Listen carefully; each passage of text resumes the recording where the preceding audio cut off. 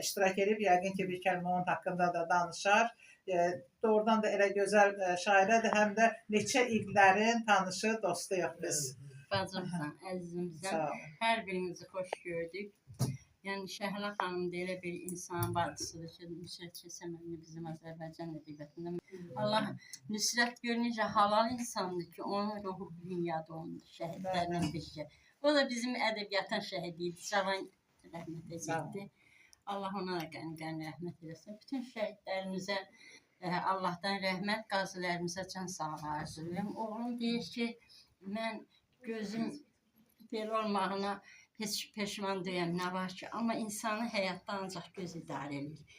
Gözünü, könlünü vətənə qurban edən biri oğula biz hər birimiz baş eyməliyik. Belə oğullarımız var idi ki, biz qalib olduq.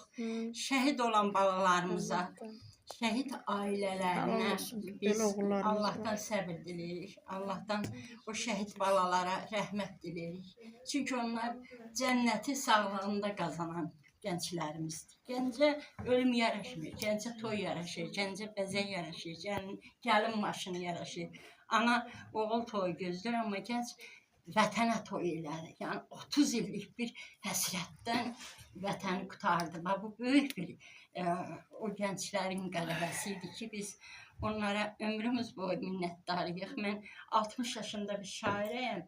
Mən deyirdim, ay Allah, sən mənə qismət elə, mən bu vətənin bu pis millətdən, yəni bizim bir uşağımız onları bir çırpma ilə qovar.